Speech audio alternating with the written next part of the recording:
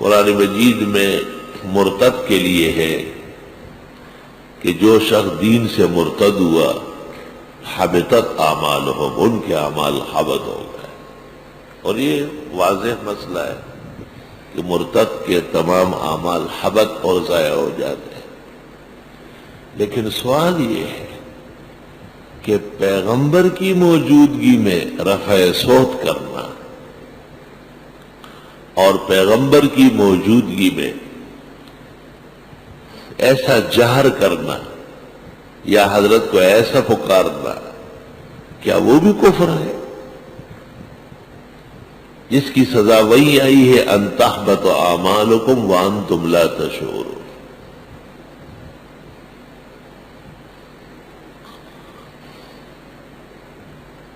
اس کی تفسیر دیکھو آگے ہو رہی ہے، ان الذین یغضون اصواتهم عند رسول اللہ اولئک الذین امتحن اللہ قلوبهم للتقوی لهم مغفرۃ واجر عظیم.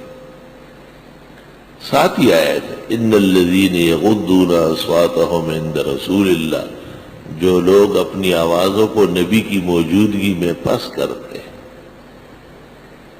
نہیں اٹھاتے. یہ فرض معلوم ہوا کہ پیغمبر کے ہوتے ہوئے آپ آواز پست رکھیں.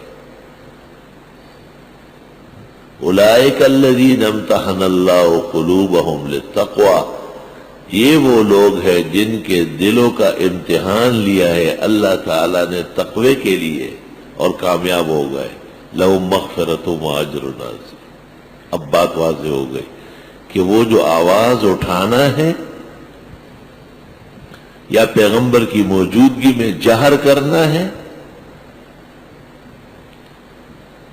سخت اندیشہ ہے کہ یہ ناکامی کا سبب بنے، اور ناکام اس کی مغفرت نہیں ہوتی. ان تحبط اعمالکم وانتم لا تشعرون.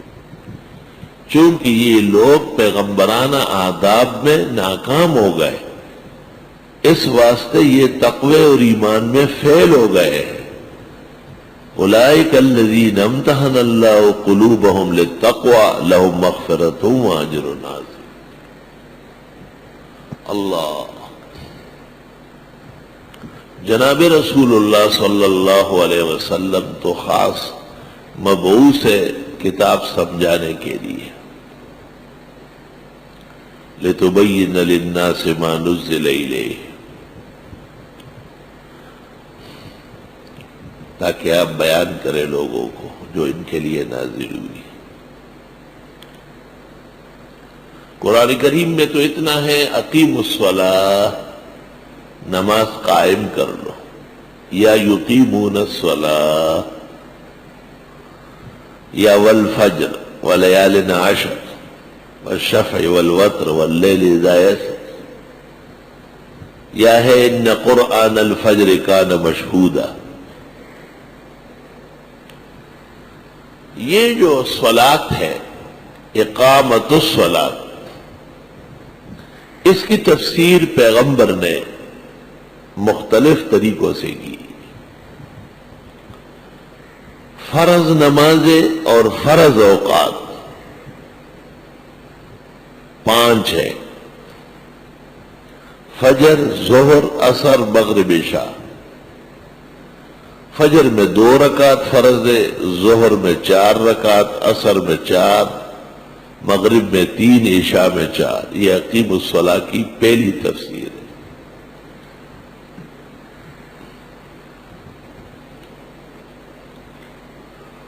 نماز کس پر فرض ہے؟ مومن پر. کب؟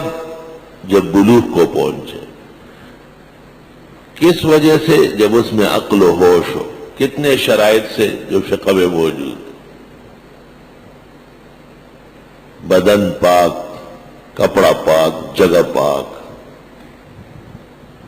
یہ دوسری تفسیر ہو گئی. نماز شروع کس طرح ہوتی ہے؟ تحریمے سے. اور ختم کب ہوتی ہے؟ سلام پہ، خروج بسن المصلی پہ.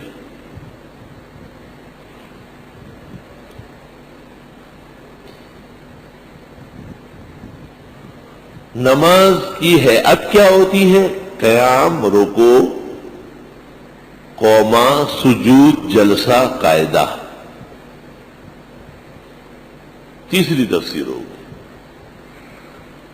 نماز کب تک رہے گی؟ جب تک منافی نہ آئے، قولاً یا فعلاً. اس منافی کی کیا تشریح ہے؟ نواقض اور مفسدات. یہ چوتھی تفسیر ہو گئی.